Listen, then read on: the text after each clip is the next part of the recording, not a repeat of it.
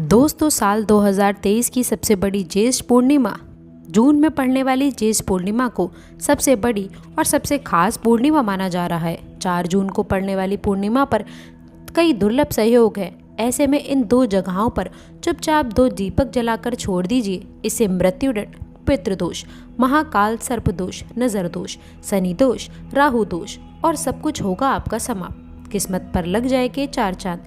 महालक्ष्मी दौड़ी दौड़ी चली आएंगी, कंगाल भी हो जाएंगे मालामाल। दोस्तों आज हम आपको बताएंगे दीपक जलाने के कितने ज़्यादा लाभ आपको अपने जीवन में मिल सकते हैं और किस प्रकार आपको दीपक जलाना चाहिए, कौन सी दिशा में, जिससे आप बहुत ज़्यादा तरक्की प्राप्त कर सकें और आप अपने जीवन में सभी बाधाओं को खत्म कर सकें। सबसे पहली बात तो आपको ये बात ध्यान में रखनी चाहिए कि अपने घर के मंदिर में रोज़ाना ही आपको दीपक जलाना चाहिए।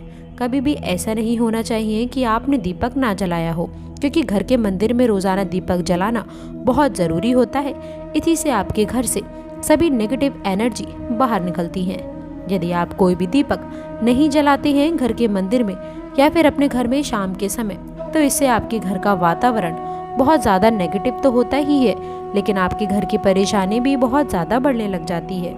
घर का जो मुखिया होता है उसे बहुत ज़्यादा ही मेहनत करनी पड़ती है। इसलिए दोस्तों यदि आप बेहतर लाभ पाते हैं तो हमारे द्वारा बताए गए पूर्णिमा के दिन आपको इस जगह पर एक दीपक जला लेना है। उसके बाद जो होगा वह दोस्तों आपके जीवन का सबसे बड़ा चमत्कार होगा। आगे बढ़ने से पहले आपसे रिक्वेस्ट है कि अभी तक आपने अगर चैनल को सब्सक्राइब नहीं किया है तो चैनल को सब्सक्राइब करके बेल आइकन ज़रूर दबा दें, ताकि हर ज्ञानवर्धक वीडियो की जानकारी आपको प्राप्त हो सके। तो चलिए दोस्तों अब बात करते हैं दिए के द्वारा किए गए कुछ महा उपाय जो पूर्णिमा के दिन आपको सुख समृद्धि की प्राप्ति करवा सकते हैं। किस्मत के लग जाएंगे 4 चांद, महालक्ष्मी दौड़ी दौड़ी चली आएंगी, कंगाल भी होंगे धनी। दोस्तों आज हम आपको बताएंगे दीपक जलाने के कितने ज़्यादा फायदे आपको आपके जीवन में मिलते हैं और किस प्रकार आपको दीपक जलाना चाहिए, कौन सी दिशा में, जिससे आप बहुत ज़्यादा तरक्की प्राप्त कर सकें और आप अपने जीवन में सभी बाधाओं को खत्म कर सकें। सबसे पहले बात तो आपको ध्यान में ये रखना है कि आप अपने घर के मंदिर में रोज़ाना ही आपको दीपक जलाना चाहिए। कभी भी ऐसा नहीं होना चाहिए कि आपने दीपक ना जलाया हो, क्योंकि दोस्तों घर के मंदिर में दीपक जलाना बहुत ही ज़रूरी होता है। इसी से आपके घर से सभी नेगेटिव एनर्जी बाहर निकलती है। अगर आप कोई भी दीपक नहीं जलाते हैं घर के मंदिर में या फिर अपने घर में शाम के समय, तो इससे आपके घर का वातावरण बहुत जल्दी नेगेटिव हो जाता है। आपके घर की परेशानियां भी बहुत ज़्यादा जल्दी बढ़ने लगती हैं। घर का जो मुखिया होता है उसे बहुत ज़्यादा ही मेहनत करनी पड़ती है, जिसकी वजह से परेशानी, डिप्रेशन और टेंशन में घर का मुखिया पहुंच जाता है। शाम के समय हिंदू धर्म में बहुत ही ज़्यादा महत्वपूर्ण माना जाता है और जो लोग शाम के समय कभी भी घी का दीपक या फिर तेल का दीपक अपने घर में नहीं जलाते हैं तो उनके घर में हमेशा ही मुसीबत बनी रहती है। यानी कि एक मुसीबत से निकलते हैं तो दूसरी मुसीबत में उससे पहले ही फंस जाते हैं और हमेशा ही धन की समस्याएं, परेशानियां बढ़ती चली जाती हैं। उनके जो बच्चे होते हैं वे भी उनके खिलाफ होने लगते हैं, उनका कहना बिल्कुल भी नहीं मानते हैं। इसी तरह से घर का पूरा माहौल ही दुखपूर्ण होने लगता है। काफ़ी लोग इन चीज़ों को मानते भी हैं, लेकिन जानते हुए भी उपाय नहीं कर पाते हैं और भूल जाते हैं। उन्हें इन चीज़ों से होने वाले नुकसान के बारे में पता नहीं होता है।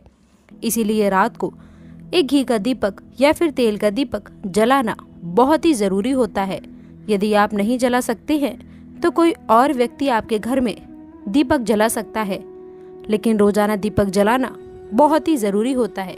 इसी से आपकी सभी नेगेटिव एनर्जी आपके घर से हमेशा बाहर रहती हैं। दोस्तों शाम का समय ऐसा होता है जिस समय नकारात्मक ऊर्जाएं बहुत ही जल्दी प्रबलित होती हैं और आपके घर में प्रवेश कर जाती हैं। ऐसे में यदि आप घर में या फिर घर के मंदिर में दीपक नहीं जलाते हैं तो नेगेटिव एनर्जी आपको बहुत ही ज़्यादा जल्दी परेशान करती हैं, सभी काम बिगाड़ने लगती हैं। जिस समय सूर्य डूब जाता है उसी समय ये नेगेटिव एनर्जी बहुत ही ज़्यादा जल्दी प्रबल हो जाती है। उसी समय आपको मुंह हाथ पैर धोकर दीपक जलाना चाहिए। अगर आप खुद नहीं कर सकते हैं तो कोई और व्यक्ति भी आपके लिए कर सकता है। दोस्तों इस घर में बहुत सारे लोग बीमार रहते हैं या फिर बीमारी कभी भी ठीक नहीं होती है, तो ये भी एक संकेत होता है कि आपके घर में बहुत ही ज़्यादा नकारात्मक ऊर्जाएं हैं। जो परेशानियों को, बीमारियों को, मुसीबतों को बहुत ही ज़्यादा बढ़ा रही हैं। इन सभी चीज़ों को खत्म करने के लिए आपको अपने घर में जब सूरज ढल जाता है तो उस समय घी का दीपक या फिर सरसों के तेल का या फिर तिल के तेल का दीपक भी पूर्व दिशा में आप जला सकते हैं। लेकिन रोजाना इन चीज़ों को करना बहुत ही ज़रूरी है, तभी आपको इसके लाभ मिल पाते हैं। अगर आपके घर में धन से जुड़ी समस्याएं, नौकरी, व्यवसाय से जुड़ी हुई कोई भी समस्याएं हैं, अगर ऐसी समस्याएं बहुत ही ज़्यादा होती हैं तो आपको अपने घर के उत्तर दिशा में रोजाना ही घी का दीपक जलाना चाहिए। इसे एक भी दिन आप मिस ना करें। अगर आप रोजाना उत्तर दिशा में घी का दीपक जलाते हैं तो इससे आपकी धन से जुड़ी हुई समस्याएं खत्म हो जाती हैं। जिन लोगों को नौकरी नहीं मिल रही थी तो उनको भी नौकरी मिलने लग जाती है।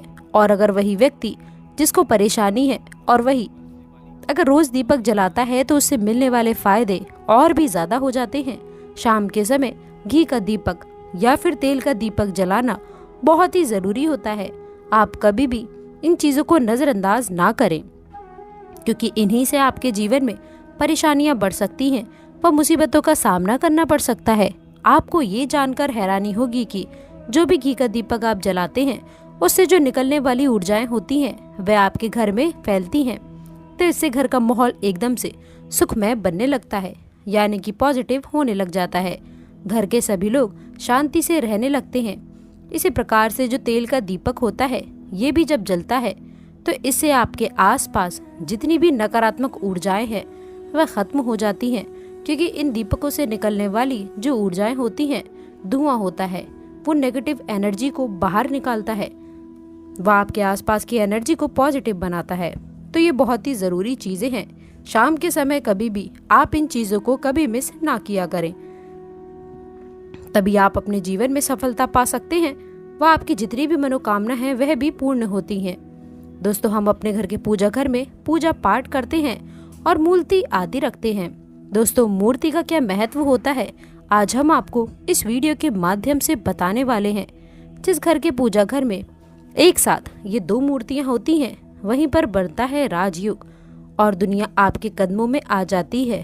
कहने का तात्पर्य ये है कि आपको सर्व सुख प्राप्त हो जाता है जिसकी आपने कल्पना की है, जिसकी आपने मनोकामना मांगी है। दोस्तों, घर के पूजा घर में हम पूजा करते हैं, पूजा पाठ करते हैं और पूजा पाठ के माध्यम से ही कुछ चीजें देखने और मनाने आदि का प्रयत्न करते हैं ताकि हमें उस पूजा का फल प्राप्त हो जाए। और हम उसी अनुरूप घर के अंदर मूर्ति आदि लगवाते हैं ताकि हम उन देवी देवताओं का सुंदर मुंह देख सकें और उनका आशीर्वाद प्राप्त कर सकें। लेकिन दोस्तों, अगर हम अपने घर के पूजा घर में इन मूर्तियों के साथ में अन्य मूर्तियां भी रखते हैं तो निश्चित तौर पर हमारी किस्मत बदल जाती है और देखते ही देखते हमारे जीवन के अंदर के सारी कंगाली समाप्त होने लगती है। दोस्तों, बात करते हैं उन मूर्तियों के बारे में कि आखिर कौन सी दो मूर्तियां एक साथ में आपको रखनी चाहिए ताकि उसका सच्चा सर्व सुख आपको प्राप्त हो सके। और सबसे पहले अगर हम किसी मूर्ति की बात करें तो दोस्तों, अगर आप श्री कृष्ण के भक्त हैं और बाल गोपाल की मूर्ति रखते हैं तब आपको भगवान श्री कृष्ण के साथ माता रानी राधा जी की मूर्ति भी आपको जरूर रखनी चाहिए।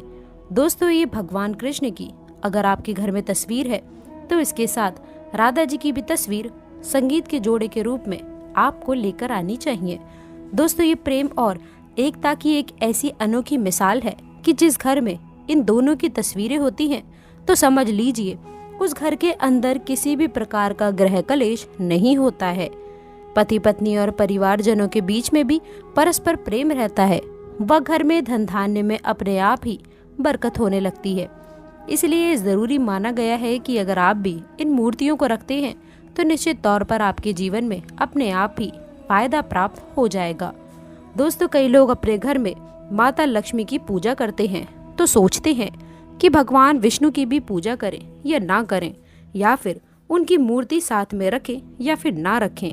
दोस्तों, हमेशा भगवान श्री हरि विष्णु जी और माता लक्ष्मी की पूजा आपको एक साथ करनी चाहिए। दोस्तों, देवादिदेव महादेव भगवान विष्णु और भगवान ब्रह्मा जी तीनों ही देवताओं को सर्वशक्तिमान देवता माना गया है और त्रिदेवों में भगवान विष्णु जी को भी पूजा जाता है। दोस्तों अगर आप अपने घर के पूजा घर में लक्ष्मी नारायण जी की संयुक्त रूप में पूजा करते हैं तो निश्चित तौर पर आप में दिन दोगुनी, आपके घर में रात चौगुनी वृद्धि देखने को मिलती है। दोस्तों इसीलिए आप भगवान विष्णु जी के साथ माता लक्ष्मी जी की भी पूजा करें। अगर माता लक्ष्मी की अकेली तस्वीर है तो आपको उनके बाएं तरफ भगवान श्री गणेश और भगवान श्री कुबेर जी की मूर्ति या तस्वीर अपने घर के मंदिर में जरूर लगानी चाहिए।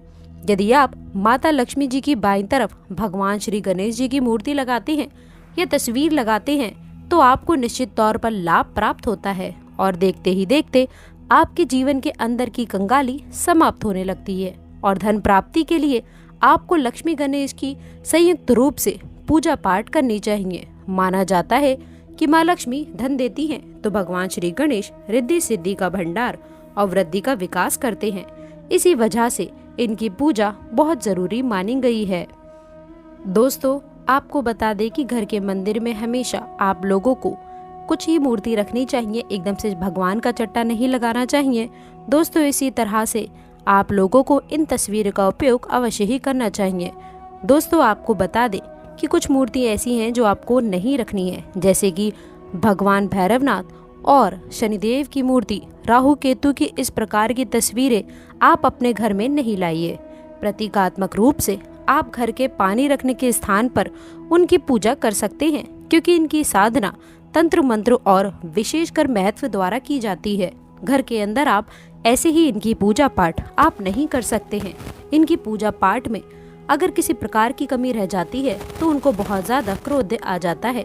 इनके क्रोध का आपको सामना करना पड़ता है। इसी वजह से आपको इस प्रकार की तस्वीरें या मूर्तियां अपने घर के अंदर नहीं रखना चाहिए।